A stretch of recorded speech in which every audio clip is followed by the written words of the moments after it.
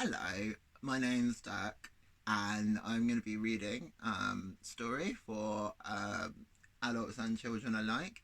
I have a cold. It is a cold because I have a runny nose, which is not a symptom of the current pandemic virus.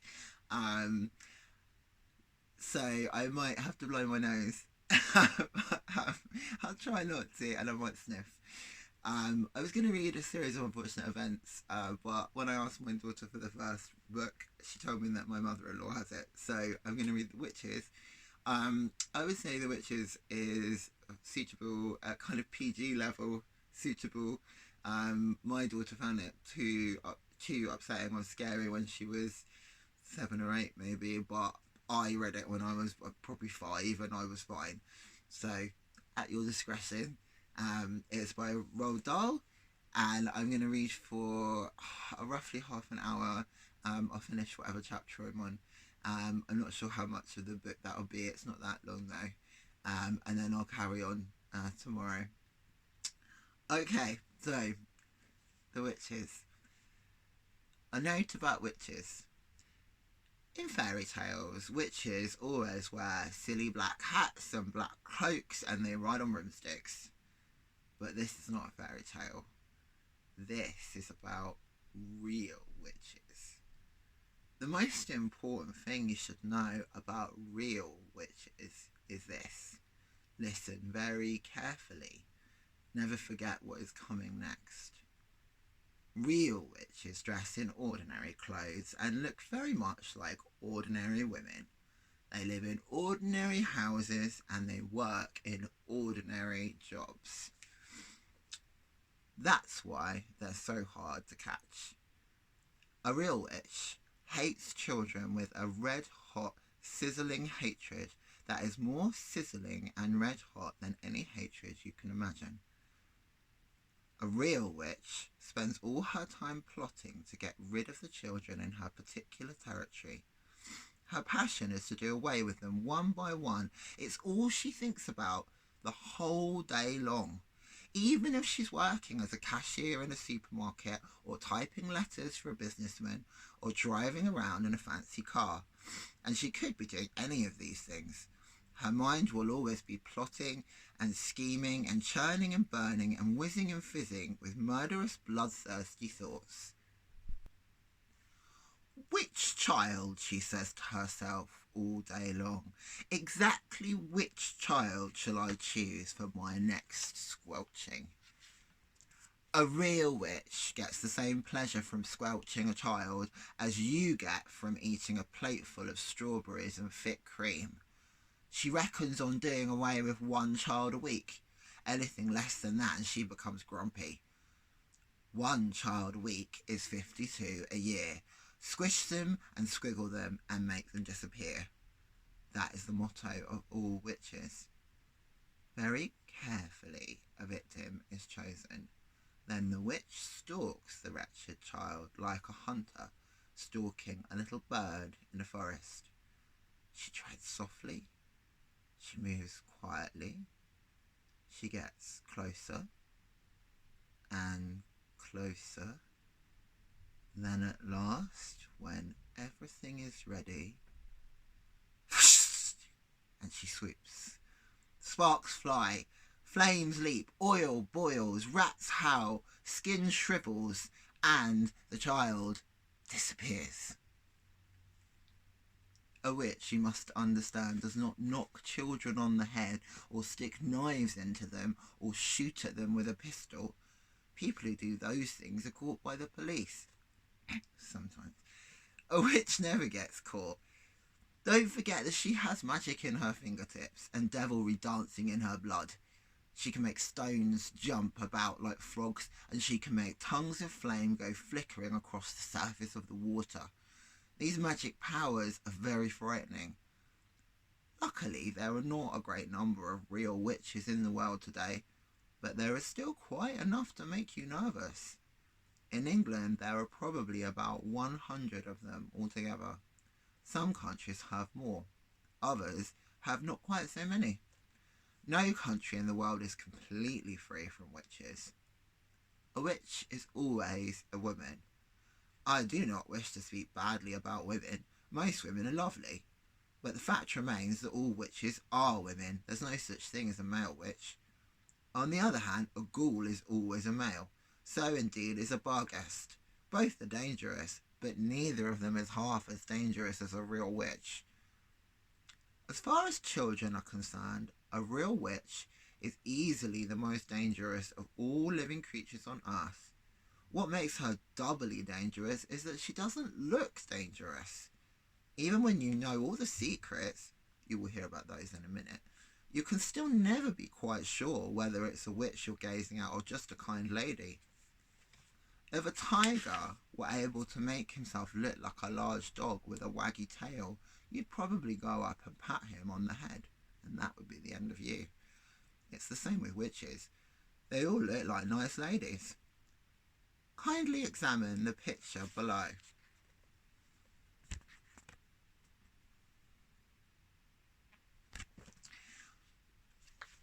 Which lady is the witch? That is a difficult question, but it's one that every child must try to answer. For all you know, a witch might be living next door to you right now. Or she might be the woman with the bright eyes who sat opposite you on the bus this morning. She might be the lady with the dazzling smile who offered you a sweet from a white paper bag in the street before lunch. She might even, and this will make you jump, she might even be your lovely school teacher who's reading these words to you at this very moment. Definitely not me. Look carefully at them. Perhaps she is smiling at the absurdity of such a suggestion. Don't let that put you off. It could be part of her cleverness. I'm not, of course, telling you for 1 second that your teacher is actually a witch. All I'm saying is that she might be one. It's most unlikely. But, and here comes the big but, it's not impossible. Oh, if only there were a way of telling for sure whether a woman was a witch or not. Then we could round them all up and put them in the meat grinder. Unhappily, there is no such way, but there are a number of little signals you can look out for. Little quirky habits that all witches have in common. And if you know about these, if you remember them always, then you might just possibly manage to escape from being squelched before you are very much older.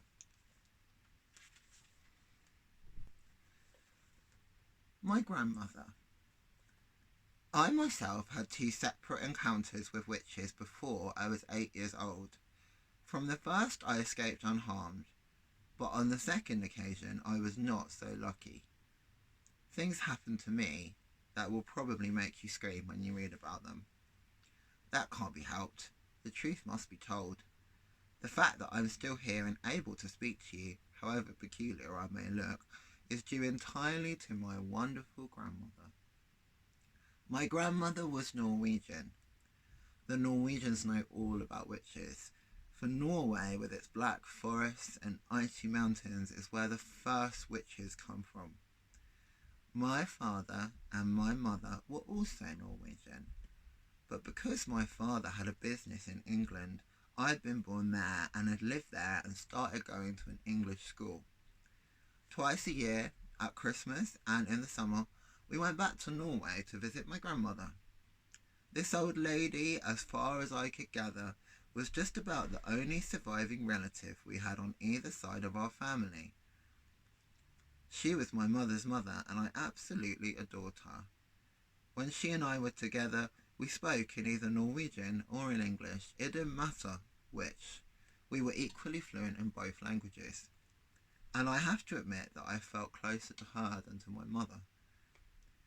Soon after my 7th birthday, my parents took me as usual to spend Christmas with my grandmother in Norway. As it was over there, while my father and mother was driving in the icy weather just north of Oslo, that our car skidded off the road and went tumbling down into a rocky ravine. My parents were killed.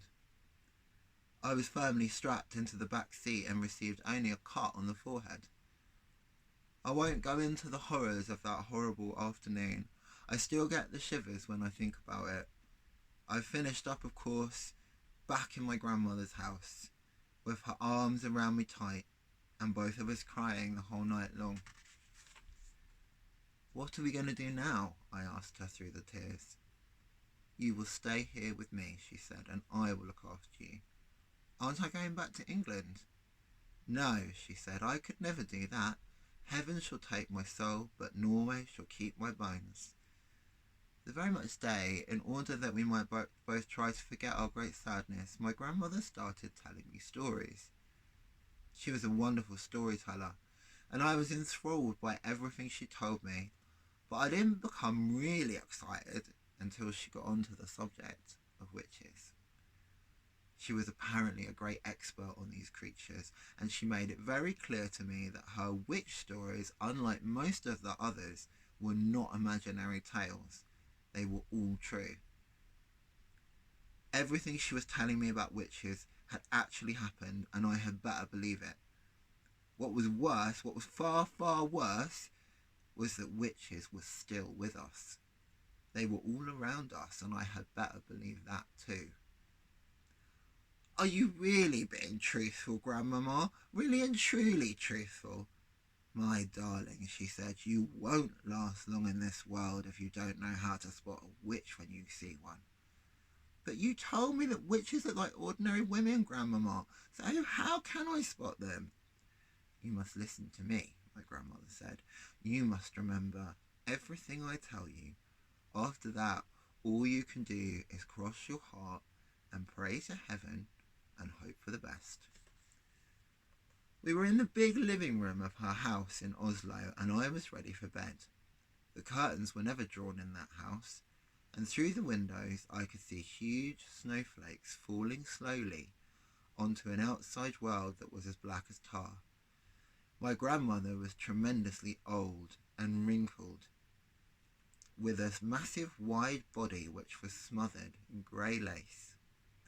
She sat there, majestic, in her armchair, filling every inch of it. Not even a mouse could have squeezed in to sit beside her. I myself, just 7 years old, was crouched on the floor at her feet, wearing pyjamas, dressing gown and slippers. You swear you aren't pulling my leg, I kept saying to her. You swear you aren't just pretending. Listen, she said, I have known no less than 5 children who have simply vanished off the face of this earth, never to be seen again. The witches took them. I still think you're just trying to frighten me, I said. I am trying to make sure you don't go the same way, she said. I love you and I want you to stay with me. Tell me about the other children who disappeared, I said. My grandmother was the only grandmother I ever met who smoked cigars. She lit one now, a long black cigar that smelt of burnt rubber. The first child I knew who disappeared, she said, was called Ragnhild Hansen. Ragnhild was about 8 at the time, and she was playing with her little sister on the lawn. Their mother, who was baking bread in the kitchen, came outside for a breath of air. Where's Ragnhild? She asked. She went away with the tall lady, the little sister said. What tall lady? The mother said. The tall lady in white gloves, the little sister said. She took Ragnhild by the hand and led her away. No one, my grandmother said, ever saw Ragnhild again. Didn't they search for her? I asked. They searched for miles around. Everyone in the town helped, but they never found her. What happened to the other 4 children? I asked. They vanished just as Ragnhild did. How, Grandmama? How did they vanish? In every case, a strange lady was seen outside the house just before it happened. But how did they vanish? I asked. The second one was very peculiar, my grandmother said. There was a family called Christiansen. They lived up at Holmenkollen, and they had an old oil painting in the living room which they were very proud of. The painting shows some ducks in a yard outside a farmhouse. There were no people in the painting, just a flock of ducks on a grassy farmyard and the farmhouse in the background. It was a large painting and rather pretty. Well, One day, their daughter Solveig came home from school eating an apple. She said that a nice lady had given it to her in the street. The next morning, little Solveig was not in her bed. The parents searched everywhere, but they couldn't find her. Then all of a sudden, her father shouted, "There she is! That's Solveig, feeding the ducks." He was pointing at the oil painting, and sure enough, Solveig was in it. She was standing in the farmyard in the act of throwing bread to the ducks out of a basket. The father rushed up to the painting and touched her. But that didn't help. She was simply a part of the painting, just a picture painted on the canvas. "Did you ever see the painting, Grandmama, with the little girl in it?" "Many times," my grandmother said.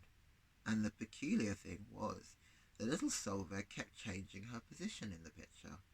One day she would actually be inside the farmhouse and you could see her face looking out the window. Another day she would be far over to the left with a duck in her arms. "Did you see her moving in the picture, Grandmama?" Nobody did.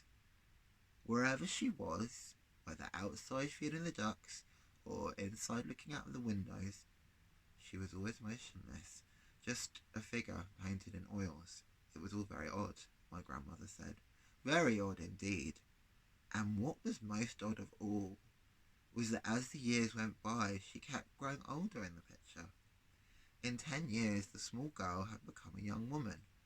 In 30 years, she was middle-aged. Then all at once, 54 years after it happened, she disappeared from the picture altogether. "You mean she died?" I said. "Who knows," my grandmother said. "Some very mysterious things go on in the world of witches." "That's 2 you've told me about," I said. "What happened to the third one?" "The third one was little Birgit Svensson," my grandmother said. "She lived just across the road from us. One day she started growing feathers all over her body. Within a month she had turned into a large white chicken. Her parents kept her for years in a pen in the garden. She even laid eggs." "What colour eggs?" I said. "Brown ones," my grandmother said. "Biggest eggs I've ever seen in my life. Her mother made omelettes out of them. Delicious they were." I gazed up at my grandmother, who was sat there like some ancient queen on her throne. Her eyes were misty grey, and they seemed to be looking at something many miles away. The cigar was the only real thing about her at that moment, and the smoke it made billowed round her head in blue clouds. "But the little girl who became a chicken didn't disappear," I said. "No, not Birgit. She lived on many years laying her brown eggs." "You said all of them disappeared." "I made a mistake," my grandmother said. "I'm getting old, I can't remember everything." "What happened to the fourth child?" I asked. "The fourth was a boy called Harold," my grandmother said. "One morning his skin went all greyish yellow, then it became hard and crackly, like the shell of a nut. By evening the boy had turned to stone." "Stone?" I said. "You mean real stone?" "Granite," she said. "I'll take you to see him if you like. They still keep him in the house. He stands in the hall, a little stone statue. Visitors lean their umbrellas up against him." Though I was very young, I was not prepared to believe everything my grandmother told me. And yet, she spoke with such conviction, with such utter seriousness, and with never a smile on her face or a twinkle in her eye, that I found myself beginning to wonder. "Go on, Grandmama," I said. "You told me there were 5 altogether. What happened to the last one?" "Would you like a puff of my cigar?" she said. "I'm only 7, Grandmama." "I don't care what age you are," she said. "You never catch a cold if you smoke cigars." "What about number 5, Grandmama?" "Number 5, she said, chewing the end of her cigar as though it were a delicious asparagus, "was rather an interesting case. A 9-year-old boy called Leif was summer holiday with his family on the fjord, and the whole family was picnicking and swimming off some rocks on one of those little islands. Young Leaf dived into the water, and his father, who was watching him, noticed that he stayed under for an unusually long time. When he came to the surface at last, he wasn't Leaf anymore. What was he, Grandmama? He was a porpoise. He wasn't. He couldn't have been. He was a lovely young porpoise, she said, and as friendly as could be. Grandmama, I said. Yes, my darling? Did he really and truly turn into a porpoise? Absolutely, she said. I knew his mother well. She told me all about it. She told me how Leaf the porpoise stayed with them all that afternoon, giving his brothers and sisters rides on his back. They had a wonderful time. Then he waved a flipper at them and swam away, never to be seen again. But Grandmama, I said, how did they know that the porpoise was actually Leaf? He talked to them, my grandmother said. He laughed and joked with them all the time he was giving them rides. But wasn't there a most tremendous fuss when this happened? I asked. Not much, my grandmother said. You must remember that here in Norway we're used to that sort of thing. There are witches everywhere. There's probably one living on our street at this very moment. It's time you went to bed. A witch wouldn't come through my window in the night, would she? I asked, quaking a little. No, my grandmother said. A witch would never do silly things like climb out drain pipes or breaking into people's houses. You'll be quite safe in your bed. Come along, I'll tuck you in. Chapter 2, How to Recognise a Witch. The next evening, after my grandmother had given me my bath, she took me once again to the living room for another story. Tonight, the old woman said, I am going to tell you how to recognise a witch when you see one. Can you always be sure? I asked. No, she said, you can't. And that's the trouble. But you can make a pretty good guess. She was dropping cigar ash all over her lap, and I hoped she wasn't going to catch on fire before she told me how to recognise a witch. In the first place, she said, a real witch is certain always to be wearing gloves when you see her. Surely not always, I said. What about in the summer when it's hot? Even in the summer, my grandmother said. She has to. Do you want to know why? Why, I said. Because she doesn't have fingernails. Instead of fingernails, she has thin, curvy claws like a cat, and she wears gloves to hide them. Mind you, lots of very respectable women wear gloves, especially in winter, so it doesn't help you very much. Mummy used to wear gloves, I said. Not in the house, my grandmother said. Witches wear gloves even in the house. They only take them off when they go to bed. How do you know all this, Grandmama? Don't interrupt, she said. Just take it all in. The second thing to remember is that a real witch is always bald. Bald? I said. Bald as a boiled egg, my grandmother said. I was shocked. There was something indecent about a bald woman. There isn't. Why are they bald, Grandmama? Don't ask me why, she snapped, but you can take it from me that not a single hair grows on a witch's head. If she's bald, she'll be easy to spot, I said. Not at all, my grandmother said.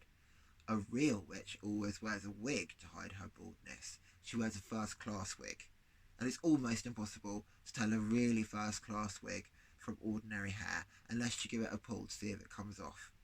Then that's what I'll have to do, I said. Don't be foolish, my grandmother said.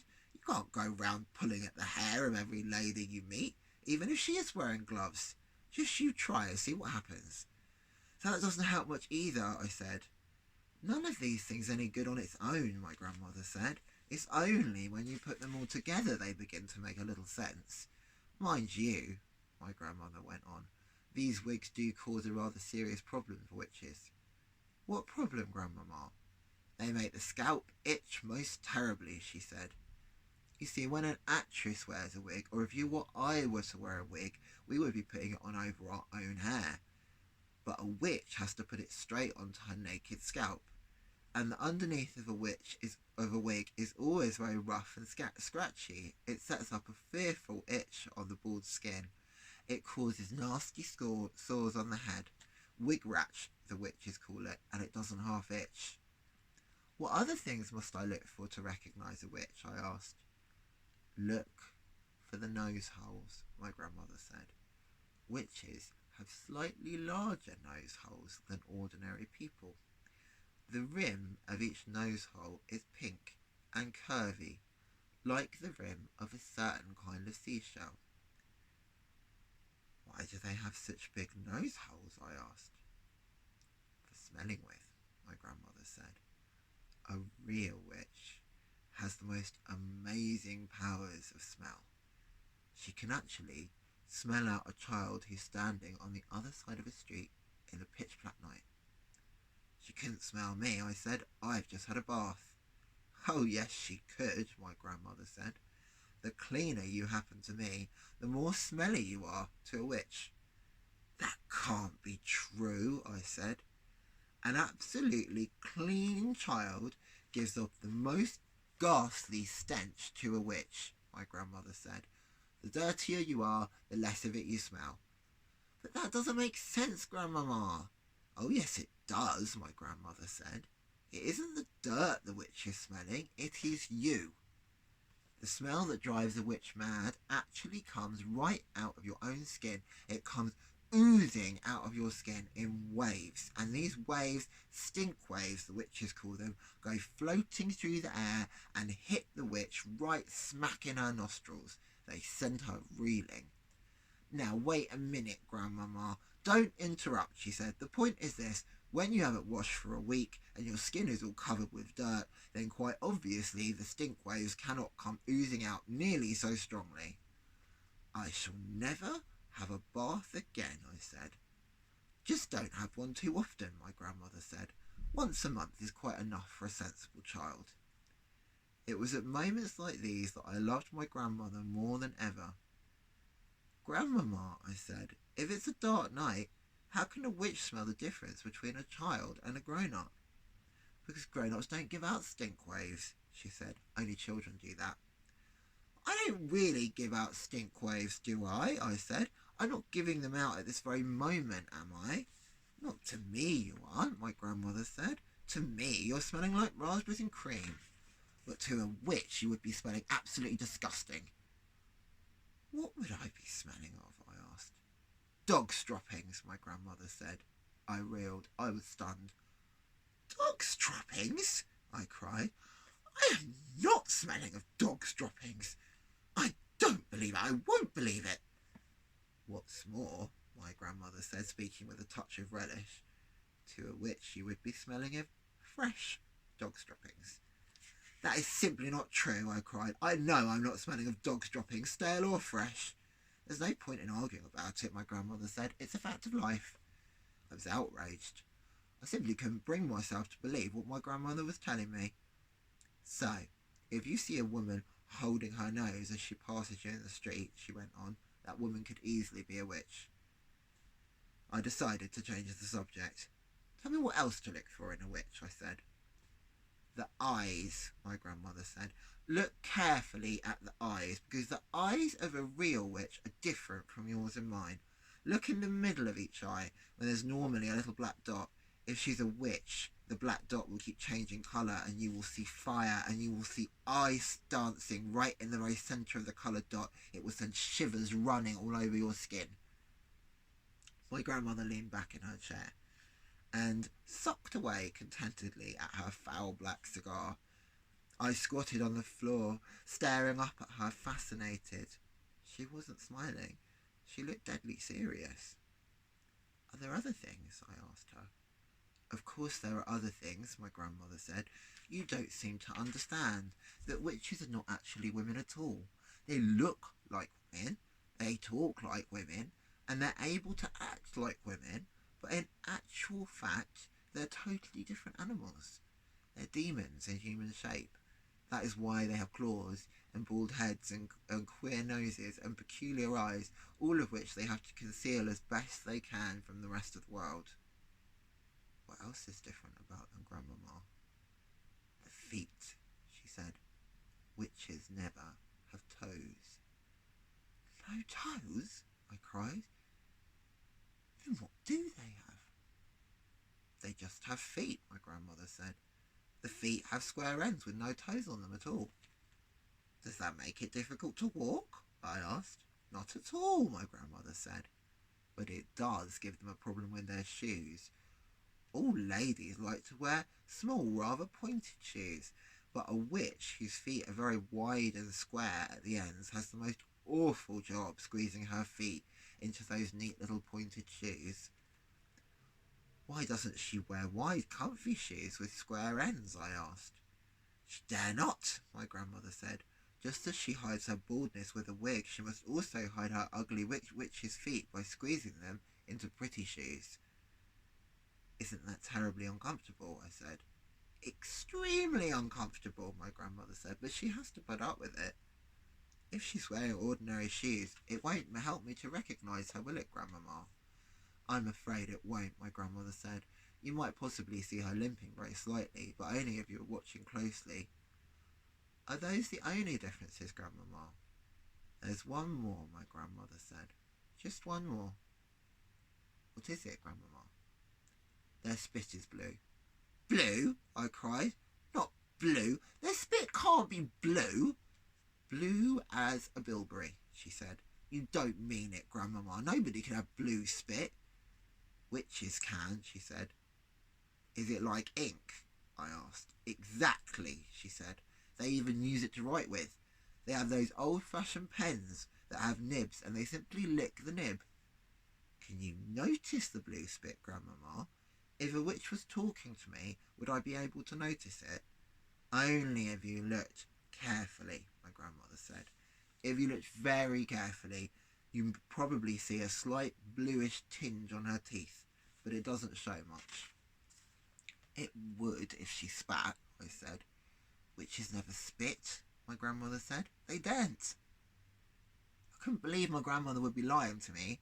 She went to church every morning of the week, and she said grace before every meal, and somebody who did that would never tell lies. I was beginning to believe every word she spoke.